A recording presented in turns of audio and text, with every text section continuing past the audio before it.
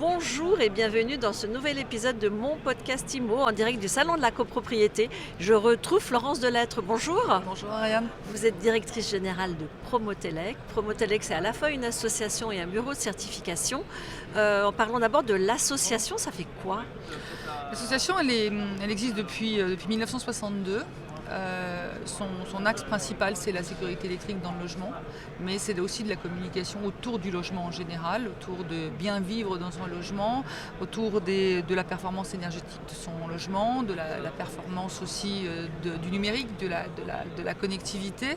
Et on l'a vu, on en a vraiment besoin et encore plus besoin maintenant avec tout ce qui a été mis en place lors du télétravail, mais pas que. Il y a aussi la vidéosurveillance, il y a aussi la télémédecine, etc. Enfin, toutes ces petites ces services qui viennent agrémenter notre quotidien, qui nous aident bien aussi, mais il faut avoir un logement performant pour pouvoir en profiter au maximum. Donc c'est de la communication en général sur bien vivre chez soi, avec un logement adapté à nos besoins et surtout aussi, je vous le disais au début, en sécurité électrique.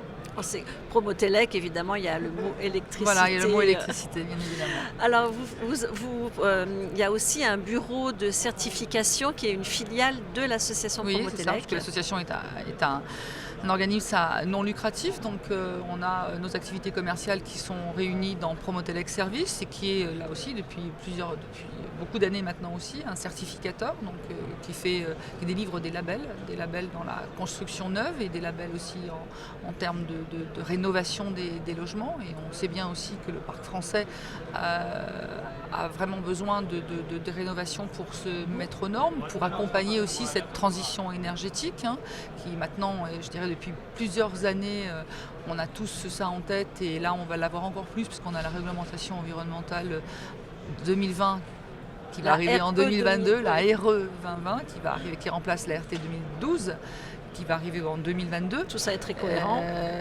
Ça peut être complexe, mais enfin l'idée basique, c'est de réduire notre empreinte carbone.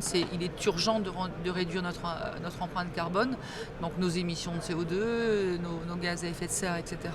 Et donc nous, en tant que certificateurs, on a des labels qui proposent justement, qui ont un référentiel qui permet de s'ajuster à cette réglementation et puis d'accompagner aussi les constructeurs, les promoteurs, les bailleurs sociaux pour qu'ils fassent les choses dans les règles de l'art, et ils sont estampillés label et c'est une garantie de qualité, de travaux conformes, et puis aussi pour certains qui permettent d'avoir accès à certaines aides gouvernementales ou des réductions de taxes, etc.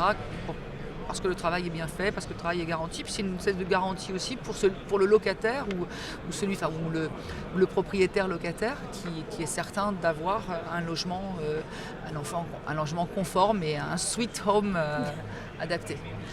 J'aimerais qu'on revienne sur... tout à l'heure, vous parliez des missions de Promotelec, de votre vision aussi de promouvoir le logement évolutif. Oui. Qu'est-ce que vous entendez par là ?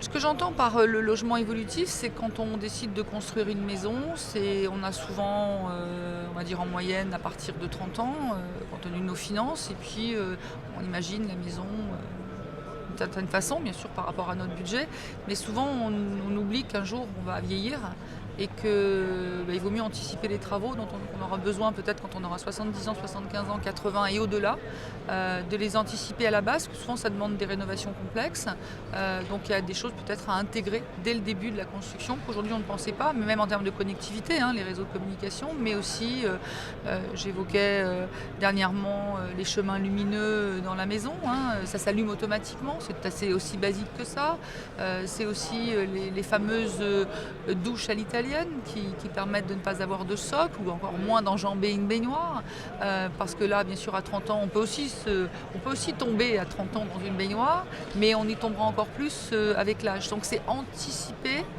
pour vivre mieux le plus longtemps possible dans notre maison sans avoir à faire des travaux massifs et de nous retrouver, d'être obligés de quitter notre maison pour des raisons de budget ou pour des raisons même je dirais, parce qu'on est plus vieux et de ne pas pouvoir savoir faire les choses et que non on ne peut pas l'adapter, ou alors là c'est compliqué, ou alors ça va être cher. Donc c'est d'anticiper les travaux de demain, les anticiper maintenant et de les intégrer déjà dans la construction neuve. Merci beaucoup Florence Delettre. Merci à vous Ariane. Je rappelle que vous êtes directrice générale de Promotelec. Merci. Je vous dis à très bientôt et à très vite pour un nouvel épisode de mon podcast IMO à retrouver sur toutes vos plateformes et sur MySuite IMO.